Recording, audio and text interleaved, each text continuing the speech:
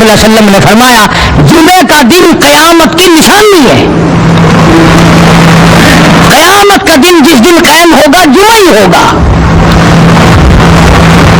آج جمعہ تفریح کا دن ہے, آج جمعہ جوئے کا دن ہے, آج جمعہ شراب پینے کا دن ہے, آج جمعہ کھیل تماشا بے حیائی بدماشی کا دن لوگوں نے بنا لیا. ایک ہمارا ماحول ہے, آپ ذرا توجہ فرمائیں. جمعے کے دن فلموں میں رش ہے, جمعے کے دن سینما کے ٹکٹ کا رش ہے, جمعے کے دن VCR بہت زیادہ چلتے ہیں, جمعے کے دن ٹیلی ویژن پہ بڑا رش ہوتا ہے, جمعے کے دن بدماشی ہے, جوا ہے, بے حیائی, زیادہ سے زیادہ بے حیائی جمعے کے دن ہوتی ہے. حالانکہ حضور کریم صلی اللہ علیہ وسلم نے فرمایا جمعے کے دن ایک گھڑی ایسی آتی ہے جو مانگو وہی ملتا ہے, جس حال میں کچھ کوئی مشغول ہوگا وہی اس کی زندگی کا مستقل ذریعہ بن جائے گا. کون سمجھائے تمہیں کس کے اندر طاقت اور جرأت ہے کہ قوم کے دھارا پھیر سکے اور قوم کے رخ کو پھیر سکے؟ کون پھیر سکتا ہے؟ اس لیے قرآن کریم نے بار بار للکارا اور فرمایا. السلام علیکم ورحمۃ اللہ وبرکاتہ. دوستو آج ہم پھر آپ حضرات کے لیے لے کر حاضر ہوئے ہیں قاری حنیف ملتانی رحمۃ اللہ علیہ کا بیان. بہت خوبصورت بیان ہے. آپ حضرات سے گزارش ہے اس بیان کو آخر تک سنتے رہیے. بیان اچھا لگے تو ویڈیو کو لائک کریں اور ہمارے چینل پر نئے ہو تو ہمارے چینل شان حنیف ریاکٹ کو بھی سبسکرائب کریں. جزاک اللہ. تو چلیے آج کا یہ بیان شروع کرتے ہیں. أَفَلَمْ يَهْدِ لَهُمْ كَمْ أَهْلَكْنَا قَبْلَهُمْ مِنَ الْقُرُونِ. اکڑنے والوں, بدماشی کرنے والوں, بے غیرت کمینوں, بعد آؤ. جب میرا قہر جوش میں آئے گا پھر ایک دو کو نہیں, پھر بستی کی بستی, ملک کے ملک اجاڑ کے رکھ دوں گا. أَفَلَمْ يَهْدِ لَهُمْ كَمْ أَهْلَكْنَا قَبْلَهُمْ مِنَ الْقُرُونِ.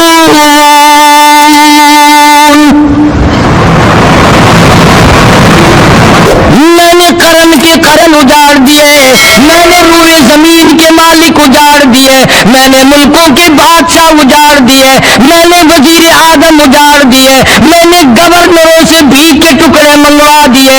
میں وہ خدا ہوں وَتُعِزُّ مَن تَشَاءُ وَتُذِلُّ مَن تَشَاءُ بِيَدِكَ الْخَيْرُ إِنَّكَ عَلَىٰ كُلِّ شَيْءٍ قَدِيرٌ.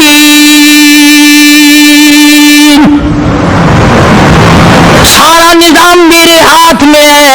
تبارک الذی بیدہ الملک.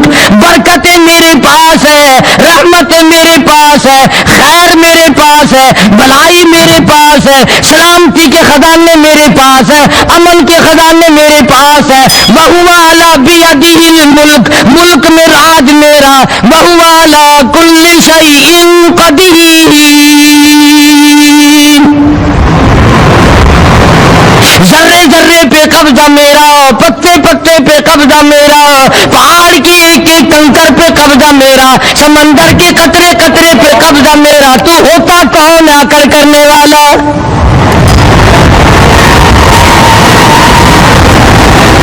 غور نہیں کرتے, سوچتے نہیں ہیں کہ کلام الہی ہمیں کیا بتانا چاہتا ہے. جناب عثمان رضی اللہ تعالیٰ عنہ فرماتے ہیں اور لوگوں میں نے ساری زندگی گزار دی, اسلام کے بعد جس دن سے میں نے کلمہ پڑھا آخری دم تک کوئی جمعہ ایسا نہیں, کوئی جمعہ ایسا نہیں گزرا اللہ کے نام پر میں نے ایک غلام خرید کے آزاد نہ کیا ہو. پہلے لوگ بھی جمعے کے دن درود پاک کی کثرت کرتے تھے, خیرات کیا کرتے تھے کہ 8 دن کا کفارہ ہو جائے, اللہ تبارک و تعالیٰ راضی ہو جائے. آج کے دن قیامت آئے گی, نہ جانے میرا کیا حال بنے گا, کن لوگوں میں میرا شمار ہوگا. مدنی کریم صلی اللہ تعالی علیہ وسلم کا دربار لگا ہوا ہے, مجلس ہے آقا مدنی صلی اللہ علیہ وسلم کی. وہ کتنے مقدروں والے جوان تھے جو اپنے محبوب صلی اللہ علیہ وسلم کی مجلس میں بیٹھتے تھے.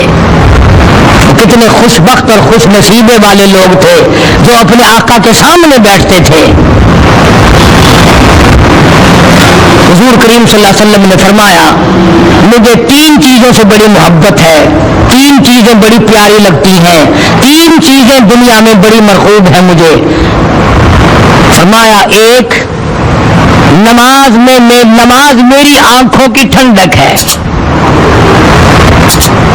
سرکار کی پسندیدہ بات سنو, فرمایا نماز میری آنکھوں کی ٹھنڈک ہے. جو نماز پڑھتا ہے وہ میری آنکھوں کو ٹھنڈا کرتا ہے, جو نماز نہیں پڑھتا کیا مطلب وہ مجھے رنج دیتا ہے. اور جامع ترمذی میں ایک حدیث موجود ہے, ارشاد ہے حضور کریم سب کا جو صلی اللہ علیہ وسلم کا, فرمایا کہ ہر پیر کے دن, ہر جمعرات کے دن ہر امتی کا نام اعمال میرے سامنے پیش کیا جاتا ہے. ہر امتی کا اعمال نامہ سرکار کے سامنے کر دیا جاتا ہے. تیرے فلاں امتی کا یہ عمل ہے. ذرا مسجد میں بیٹھے ہو, قبلے کی طرف منہ کیے بیٹھے ہو, لوگوں سوچو تو صحیح ہمارے اعمال نامے دیکھ کر آقا کو کتنا رنج ہوتا ہوگا, ہمارے کردار دیکھ کر, ہماری روسیائی کو دیکھ کر آقا کو کتنا رنج پہنچتا ہوگا صلی اللہ علیہ وسلم. ارے ہم نے حضور کی ذات اقدس کو رنج پہنچایا, پریشانی پہنچائی, تکلیف پہنچائی. پرواہ نہیں کرتے نمازوں کی, نوجوان بھی بوڑھے بھی حج کر کے بھی نماز پڑھتے لوگ, اور اب تو ویسے بھی دانا بینا لوگ ہیں. تو آپ نے ارشاد فرمایا کہ میری آنکھوں کی ٹھنڈک نماز میں ہے. 3 چیزیں مجھے پیاری ہے پوری دنیا میں, 3 چیزیں پسندیدہ ہے میری. سب سے پہلی فرمایا نماز میری آنکھوں کی ٹھنڈک ہے. قرۃ عینی فی الصلاۃ او کما قال النبی صلی اللہ علیہ وسلم. فرمایا جس آدمی, جس امتی کا یہ دل کرے کہ میں نبی کی آنکھ ٹھنڈی ہو, اسے چاہیے کہ نماز پابندی سے پڑھے. دوسرا فرمایا وفادار عورت مجھے بڑی پسند ہے. حضور کریم صلی اللہ علیہ وسلم نے فرمایا وفادار عورت, ہائے ہائے ہماری ماؤں سے زیادہ وفادار کون ہوں گی. جناب عائشہ صدیقہ رضی اللہ تعالیٰ عنہ فرماتی ہے کالی کملی والے کے گھر میں 3 مہینے چولہے میں آگ نہیں جلتی تھی.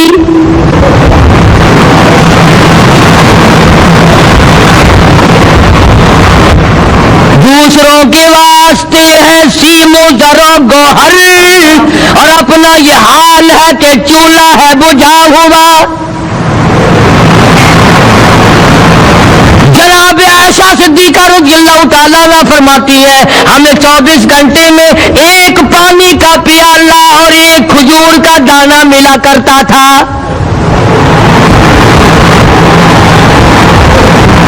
کبھی اپنی ماہوں کی خوراک تو دیکھو, خرچہ تو دیکھو, اور اگلی بات سنو تو حیران ہو جاؤ. جناب عائشہ صدیقہ رضی اللہ تعالیٰ عنہ فرماتی ہے اس پیالے اور کھجور کی قدر بھی تب ہوئی جب وہ بھی نہ ملی.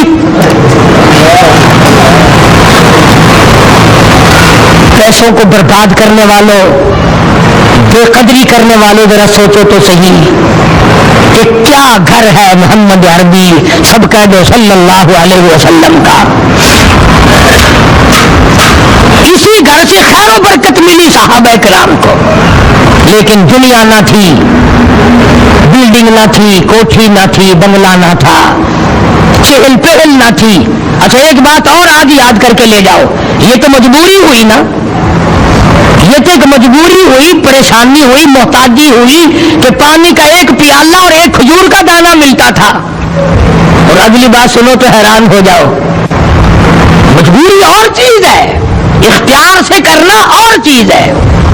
جناب فاروق اعظم رضی اللہ تعالیٰ عنہ کی حکومت ہے. عائشہ صدیقہ رضی اللہ تعالیٰ عنہ کا سال کا خرچہ 12,000 روپیہ بوری میں بھر کر حضرت عمر نے حضرت عائشہ کے گھر پہنچا دیا. لو تمہارا یہ سال کا خرچہ آ گیا. سال کا خرچہ حضرت عمر رضی اللہ تعالیٰ عنہ نے جناب عائشہ صدیقہ رضی اللہ تعالیٰ عنہ کے پاس بھیجا. اتنا بڑا بورا بھر کر آیا. اللہ غنی بجائے خوش ہونے کے، بجائے مچلنے کے، بجائے فخر کرنے کے اپنی خادمہ سے فرمانے لگی، حضرت عائشہ خادمہ سے فرمانے لگی میں نے تو اپنے محبوب صلی اللہ علیہ وسلم کے پیٹ پہ پتھر دیکھے، میں نے تو کالی کملی والے کو فاقے کرتے دیکھا، خادمہ سے فرمانے لگی اس بوری کے میرے درمیان میں کپڑا لٹکا دے، میری آنکھ دیکھنا گوارا نہیں کرتی، میری آنکھ دیکھنا بھی گوارا نہیں کرتی۔ اس نے کپڑا لٹکا دیا۔ اس کے بعد خادمہ سے فرمانے لگی مدینے میں اعلان کراؤ جس کو خیرات چاہیے وہ عائشہ کے دروازے سے آ کے لے جائے رضی اللہ تعالیٰ عنہا۔ سارے مدینے میں اعلان ہوگا خیرات لینے والے آ جاؤ، شیئر ضرور کریں۔ ایک اور بات تھی اس وقت میں، ضرورت مند جاتا تھا، یہ نہیں کہ ٹیبک میں ہزاروں روپیہ پڑا ہوا پھر بھی مانگ کے کھانا ہے، جیب میں ہزاروں روپیہ پھر بھی مانگنا ہے، پلے سے نہیں کھانا۔ کیونکہ تمہیں بھیک مانگے ہیں نا، بھیک مانگنے والے 1 کروڑ روپیہ دے دو انشاءاللہ شام کو پھر بھی مانگے گا، اس کے مقدر میں بھیک مانگنا ہے۔ اسے فرمانے لگی کچھ نہیں ہے، وہ خادمہ کہنے لگی کچھ نہیں ہے۔ اب وہ خادمہ کہنے لگی کہ اگر 1 ٹکے کا گوشت منگوا لیتی تو تم بھی اپنا روزہ کھول لیتی، گوشت سے میں بھی کھا لیتی۔ کیا جواب دیا اما عائشہ صدیقہ رضی اللہ تعالیٰ عنہ نے؟ فرمانے لگی اب تانا دینے سے کیا فائدہ، تو نے اس وقت یاد کیوں نہیں دلایا؟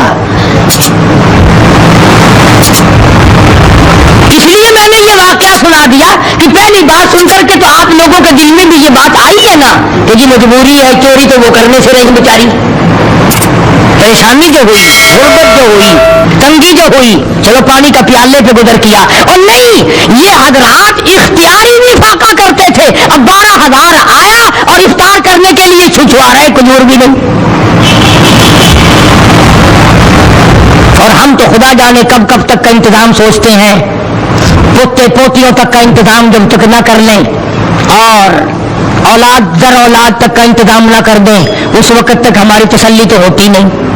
اسی کو مجذوب نے بڑے عجیب طریقے سے سمجھایا، کہتا ہے کہ آنے والی کس سے ٹالی جائے گی، آنے والی کس سے ٹالی جائے گی، اور جان ٹھہری جانے والی جائے گی، روح رگ رگ سے نکالی جائے گی، تجھ پہ ایک دن خاک ڈالی جائے گی، تیرے رشتہ دار عزیز اقربا دھڑا دھڑ مٹی پھینک کے ایسے آئیں گے گویا تجھے پہچانتے بھی نہیں۔ بڑی بڑی عجیب باتیں کہی مجذوب علیہ رحمت نے، اللہ کی رحمت نازل ہو اس کی قبر مبارک پہ آمین کہو۔ کہتا سب کی سب ہے راہ روے کوئے فنا، سب چل رہے ہیں فنا کی طرف۔ اب یہ جو ہم لوگ بیٹھے ہیں نا خوش ہو رہے ہیں، میری 50 سال عمر ہو گئی، میری 60 سال عمر ہو گئی، میری 40 سال عمر ہو گئی، میری 30 سال کم عمر ہو گئی، اور اصل بات ہمارے دماغ میں اپنے آپ کو آخرت کے لیے جس قدر ممکن ہو سکے تیاری کریں۔ آج کل بڑی رات ہے، سویرے اٹھو، کم سے کم صبح شام ہر آدمی 1 تسبیح درود شریف کی، 1 تسبیح استغفار کی، اور 1 تسبیح تیسرے کلمے کی، یہ تو کم سے کم ہو ہی جائے۔ بکواس کرتے سو جاتے ہیں، بکواس کرتے اٹھ جاتے ہیں، بلا ہے کوئی زندگی کا معاملہ؟ اللہ سے معافی مانگتا سو جا اور معافی مانگتا اٹھ جا، خدا کی قسم اللہ کا دریائے کرم جوش میں آئے گا۔ تو یہ ساری چیزیں میں نے اس لیے عرض کی تو وقت پورا کرنے والا حساب نہیں کہ نہ جانے کس کو توبہ کی توفیق ہو جائے۔ کم سے کم ان 3 تسبیحوں کو ہر مرد عورت لازمی پکڑ لے۔ 1 تسبیح درود شریف کی، 1 تسبیح سبحان اللہ والحمدللہ ولا الہ الا اللہ واللہ اکبر ولا حول ولا قوت الا باللہ العلی العظیم، اور 1 تسبیح استغفر اللہ الذی لا الہ الا هو الحی القیوم واتوب الیہ، یا استغفر اللہ ربی من کل ذنب واتوب الیہ، اور 1 تسبیح درود شریف کی اللہم صلی علی سیدنا مولانا محمد وعلی آل سیدنا مولانا محمد مبارک وسلم وصلی علیہ۔ جب 1 مرتبہ درود بندہ پڑھے گا 10 بار اللہ کی رحمت آئے گی، 10 گناہ معاف ہوں گے، 10 درجے بلند ہوں گے، 10 خطائیں معاف کر دی جائیں گی، تو کتنا بڑا اجر ہے۔ خصوصاً بوڑھوں کو چاہیے کہ وہ گپوں میں اپنا وقت خراب نہ کریں۔ خدا کی قسم قبر میں جانے کے بعد تجھے 1 سانس کی موت نہیں ملے۔ تو مجھے اس بات کا افسوس ہے کہ آپ لوگ پورا مضمون سننے کی کوشش نہیں کرتے، بلکہ بعض لوگ بالکل اخیر میں سر سے ایک ہے جمعے کی فضیلت حاصل کرنا، ایک ہے جمعہ پڑھنا، ایک ہے شروع نہ ہونا، جس میں بڑا فرق ہے۔ ایک ہے سر سے اتارنا اور ایک ہے اس کی فضیلت کا حاصل کرنا۔ حدیث پاک میں آتا ہے کہ جمعے کے دن فرشتے دروازے پہ کھڑے ہو کر کے حاضری لگاتے ہیں۔ ہاں اللہ اٹھائے مل کی ٹیکسٹائل مل کی حاضری کا تو پتا ہے، مسجد کی حاضری کا کوئی پتا نہیں۔ اگر دیر ہو جائے تو وہ گیٹ کیپر واپسی کر سکتا ہے، اگر دیر سے آیا تو یہ فرشتہ نہیں کہتا، لان کی ہوا ہے پیچھے سے۔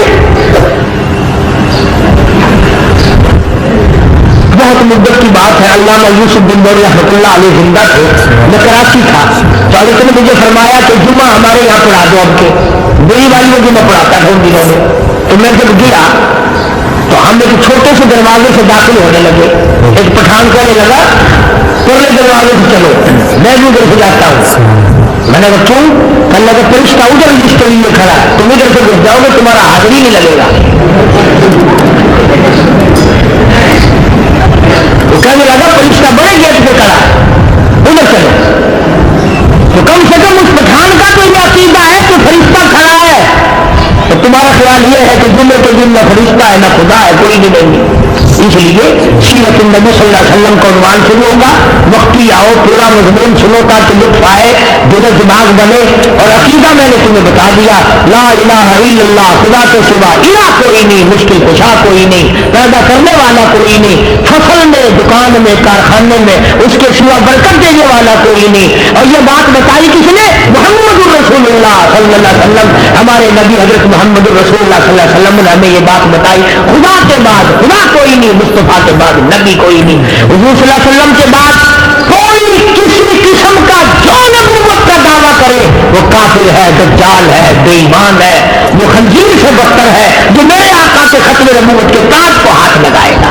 فرمایا لہم قلوب لا یفقہون بہا، اللہ پاک جل شانہ فرماتے ہیں جس کا دل قرآن کریم سمجھنے کا عادی نہیں، لہم قلوب لا یفقہون بہا، جس کا دل قرآن سمجھنے کے لیے تیار نہیں، وَلَهُمْ أَعْيُنٌ لَا يُبْصِرُونَ بِهَا، جس کا کان اللہ کا قرآن سننے کے لیے تیار نہیں،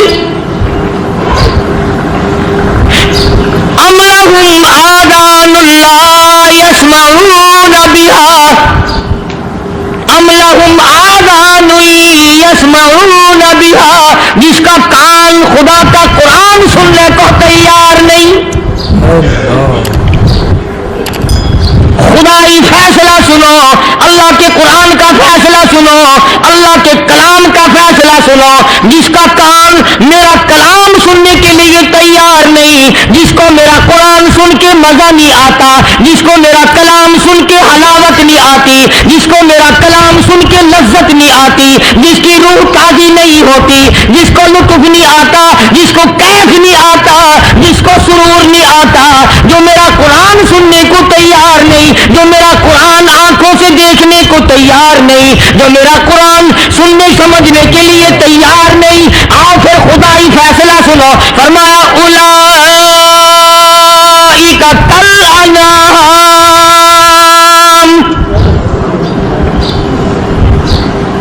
میرا فیصلہ نہیں، کسی پارٹی کا فیصلہ نہیں، کسی فرقے کا نہیں، کسی طبقے کا نہیں، کسی جماعت کا نہیں، فرمایا اولئک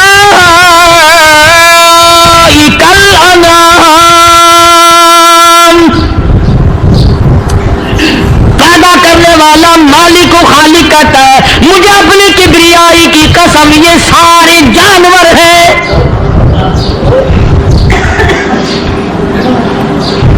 یہ سارے کے سارے جانور ہیں، یہ درندے ہیں جو ایک دوسرے کو چیر پاڑ کر کھاتے ہیں، یہ درندے ہیں جو ایک دوسرے کا خون پیتے ہیں۔ فرمایا بل ہم اضل، جانوروں سے بھی بدتر۔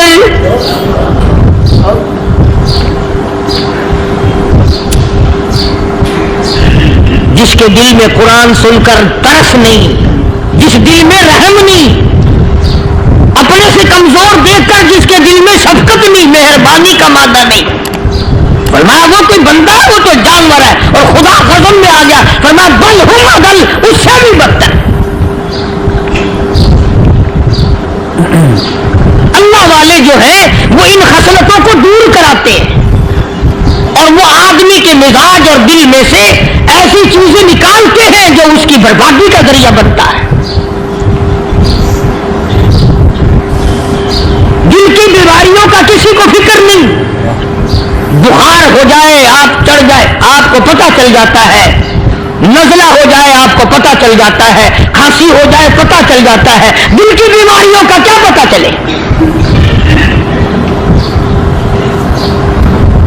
صحابہ کرام رضوان اللہ تعالی علیہ مجمعین کی جماعت کے اللہ پاک کے محبوب حضرت محمد رسول اللہ صلی اللہ تعالی علیہ وسلم نے دلوں کی صفائی کی. پہلے لوگ جھوپڑیوں میں کچے کوٹھوں میں رہتے تھے، نہ اتنی صفائی تھی نہ اتنی ترقی تھی. آج برتنوں کی صفائی دیکھو، کپڑوں کی صفائی دیکھو، مکان کی صفائی دیکھو، رات دن بس اسی دھندے میں لگے ہوئے. سارا دن برتن دھونے سے فرصت نہیں، سارا دن کپڑوں کے بنو اور سوار میں فرصت نہیں. تو اللہ والے ایسے موقع پر بڑی عجیب بات کہتے ہیں. وہی مجذوب ہے، مجذوب علی رحمت کہتے ہیں بظاہر تو ہر شے میں بے حد صفائی، بظاہر تو ہر شے میں بے حد صفائی، مگر دل میں ہے گندگی انتہائی. بظاہر تو ہر شے میں چہرے کی صفائی، بدن کی صفائی، نہ جانے کتنی قسم کا صابن ہے، نہ جانے کتنی قسم کے پاؤڈر ہے، نہ جانے کتنی قسم کے شیمپو ہے، نہ جانے کتنے قسم کے کپڑے ہیں، کیا چال ڈھال ہے، کیا نئے نئے ڈیزائن ہے. مجذوب کہتا سب کچھ دیکھ لیا، بظاہر تو ہر شے میں بے حد صفائی، مگر دل میں ہے گندگی انتہائی. جس یار کی بیٹھک میں بیٹھ کے کھانا کھایا، جس رشتہ دار کی بیٹھک میں بیٹھ کے کھانا کھایا، اسی کی بہن کو دیکھ کر آبرو پہ ڈاکہ ڈالنے کا پروگرام ہے. جس دوست کے گھر میں بیٹھ کے کھانا کھایا، اسی دوست کی بیوی کی عزت لوٹنے کا پروگرام ہے. پرانے زمانے میں اب بھی دلی جیسے شہر میں اگر دعوت کی جاتی ہے تو وہاں ایک تشتری میں نمک آتا ہے سب سے پہلے. عام میں بھی دستور تھا پرانے زمانے میں، اگر کوئی دعوت کرتا، کوئی تقریب کرتا، سب سے پہلے نمک آتا تھا. ایک ایک انگلی ہر شخص نمک چاٹتا تھا. کیا مطلب؟ جس نے نمک چاٹ لیا اب وہ نمک حرامی نہیں بنے گا. اس گھر میں چوری کرنا، اس گھر کی آبرو کا غلط تصور لانا، اس گھر کے مال میں خیانت کرنا وہ حرام سمجھتا تھا جس گھر کا میں نے نمک چکھ لیا. اور مسلمانوں کی بات نہیں، ہندوؤں کی بھی یہ باتیں تھی. مولانا محمد علی صاحب جلندری سب کا جو رحمت اللہ علیہ فرمایا کرتے تھے کہ ایک سکھ تھا بہت بڑا ڈاکو. مسلمان اور ہندو مل کر اس کو ساتھ ملا کر کے لے گئے کہ یہاں اس گاؤں میں اس پنڈ میں ڈاکہ ڈالے. سفر کر کے گئے، تکلیف اٹھا کے گئے. اس سکھ ڈاکو نے پوچھ لیا کہ یہ کون سا گاؤں ہے کہ یہ فلانا ہے. اچھا سارے کے سارے یہ تلاش کرو، یہ سوچ بچار کرو، اپنے پنڈ کی، اپنے علاقے کی، کسی مسلمان کی، کسی ہندو کی، کسی سکھ کی، کسی چوڑے چمار کی اس گاؤں میں لڑکی تو نہیں. ہمارے یہاں سے کوئی لڑکی تو شادی ہو کے یہاں نہیں آئی ہوئی. ان ساروں میں سے کہنے لگا کہ ہمارے بھنگی کی لڑکی جمادار کی یہاں آئی ہوئی ہے. کہنے لگا واپس چلو، بیٹی بیٹی ہے چاہے بھنگی کی ہو یا نواب کی ہو. ارے کل بیٹی کا ڈولا دیا تھا کہ ڈاکہ ڈالنے میں شرم نہیں آئے گی.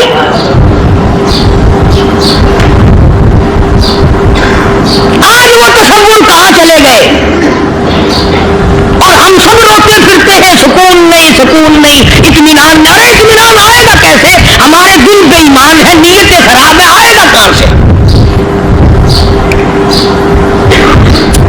صحابہ کرام رضوان اللہ تعالیٰ علیہ مجمعین کی جماعت نے اس قدر اس بات پہ محنت کی اور کوشش کی کہ غلط لقمہ بھی پیٹ کے اندر نہ چلا جائے.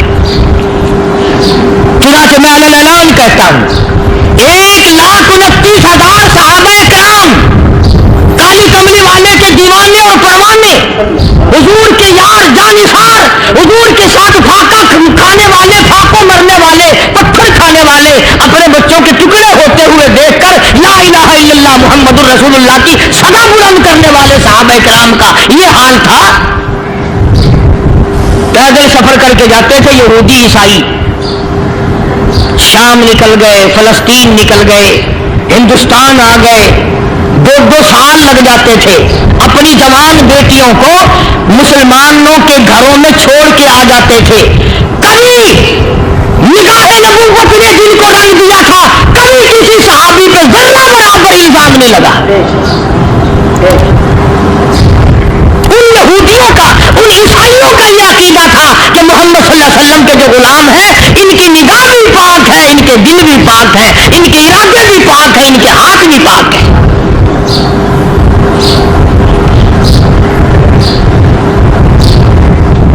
مصر کے گورنر نے، مصر کے جنرل کرنل نے خط لکھا سیدنا فاروق اعظم رضی اللہ تعالی عنہ کی خدمت میں. دور خلافت ہے حضرت فاروق اعظم کا. کیا خط لکھا کہ حضور مجھے کافی وقت گزر گیا ہے اور فلاں علاقے میں آپ کے حکم سے ہم نے جانا ہے اور راستہ صرف ایک ہے اور اس راستے میں جال بچھا دیا گیا. اب مجھے مشورہ دے میں کیا کروں، حکم دے مجھے. جال کیا بچھا دیا گیا کہ ہمیں پتہ چل گیا ہے عیسائیوں نے پروگرام بنایا، سینکڑوں لڑکیاں تلاش کر کر کے بڑی خوبصورت حسینہ اکٹھی کی ہیں، ان کو گانے بجانے کی ٹریننگ دی ہے، ان کو اچھی اچھی آوازوں والی لڑکیاں ڈھونڈ کے لائے ہیں اور انہوں نے یہ پروگرام بنایا کہ جب مسلمانوں کی فوج اس گلی سے گزرے گی ان کوٹھیوں کے اوپر چڑھ کے گانا بجانا کریں گے تاکہ ان کے دل میں بدماشی آئے اور ان کا بیڑا غرق ہو.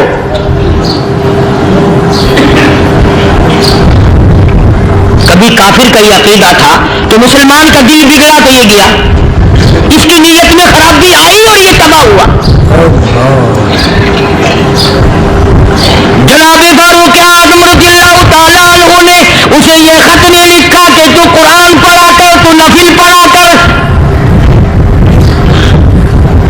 امیر المومنین خلیفۃ المسلمین سیدنا فاروق اعظم رضی اللہ تعالیٰ عنہ نے اپنے جنرل کرنل کو خط لکھا کہ اس میں لمبی چوڑی فکر کی کوئی بات نہیں، اس میں کوئی پریشانی والی بات نہیں، کوئی سوچ و بچار والی بات نہیں. سارے تیری فوج میں، تیری کمان میں مسلمان ہیں، سب کو اکٹھا کر لے، ساروں کو اکٹھا کر کے قرآن کریم کے سورت نور کی 2 آیتیں سنا دے.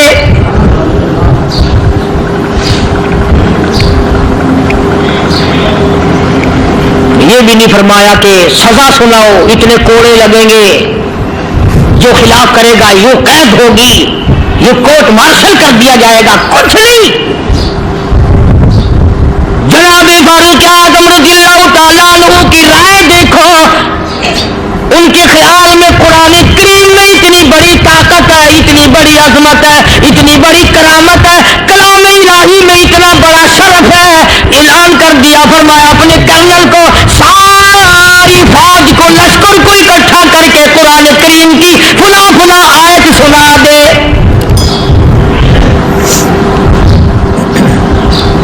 اور اس کے بعد بے دھڑک فوج کو، لشکر کو اسی راستے سے گزار کے لے جا، بے دھڑک لے جا. ہائے کبھی قرآن کی 2 آیتوں سے کام بن جاتا تھا، اب سارے قرآن سے میرا تیرا کام نہیں بنتا. قصور قرآن کا نہیں ہے، یہ میرا تیرا ہے. یہ تو اتنی وفادار کلام ہے، اتنی پاک کلام ہے، خدا کی قسم.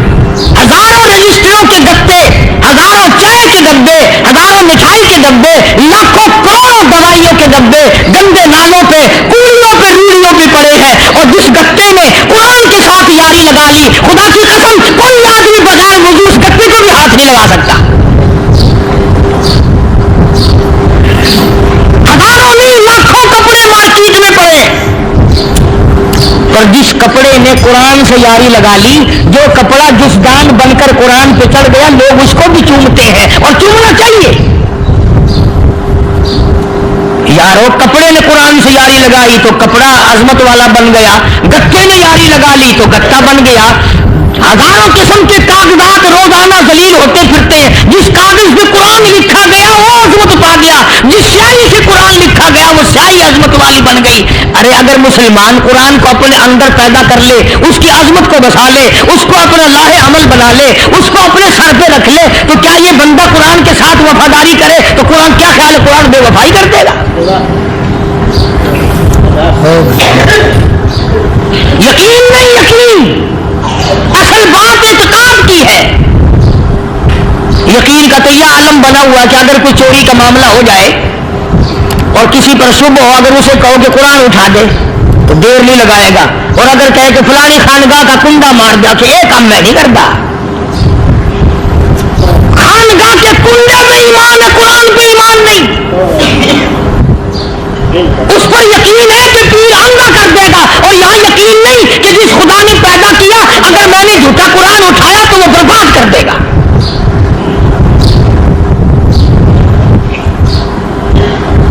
عجیب عجیب لوگ ہیں۔ چنانچہ مصر کے کرنل نے، مصر کے جنرل نے ساری فوج کو اکٹھا کر لیا۔ اس نے بھی یہ بات تو نہیں کہی کہ فاروق اعظم کو دوبارہ خط لکھتا کہ حضرت یہ تو 2 آیتیں آپ نے لکھی، یہ تو سارا قرآن روز پڑھتے ہیں، پر بنے گا کیا؟ جیسے فاروق اعظم کا یقین تھا، فاروق اعظم کی فوج کے کرنل کا بھی یقین ہے، فاروق اعظم کے فوج کے جنرل کا بھی یقین ہے۔ اس نے ساری فوج کو اکٹھا کیا، لشکر کو جمع کیا، اور اس کے بعد کہنے لگا کل للمؤمنین یغضوا من ابصارکم ویحفظوا فروجہم ذلک ازکی لہم ان اللہ خبیر بما یصنعون۔ او لوگو، خدا تمہیں کہتا ہے اپنی آنکھوں کی حفاظت کرو، اگر تمہاری نظریں غلط جگہ پڑی اپنی عزت کی حفاظت کرو، اپنی آبرو کی حفاظت کرو، اگر غلط نظریں پڑی، غلط استعمال ہوئی، ان اللہ خبیر بما یصنعون۔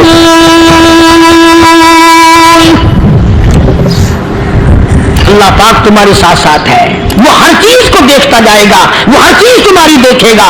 چنانچہ تاریخ شاہد ہے، ابن حسام نے لکھا ہے، ابن خلدون نے لکھا ہے، اور کئی مورخین نے لکھا ہے کہ جب مسلمان جنرل نے، مسلمان کرنل نے اپنی فوج کو قرآن کی 2 آیتیں سنائی اور اس کے بعد حکم دیا چلو، تمام کا تمام لشکر چل رہا ہے، ادھر ڈھول بجا، دھماکے بجے، گانا شروع ہوا، گانا بجانا شروع ہوا، ساری فوج نکل گئی، سارا لشکر چلا گیا۔ لڑکیوں نے دیکھا کہ یہ تو ختم ہو گئے، نیچے آواز دے کے کہنے لگی اور جانے والوں یہ ساری فوج کئی اندھوں کی فوج تو نہیں؟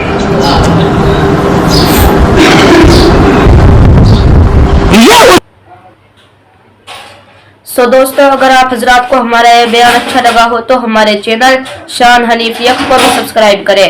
السلام علیکم ورحمۃ اللہ وبرکاتہ۔ ہو گیا، مجھ پر حد جاری کرو، مجھے قرآن والی سزا دو۔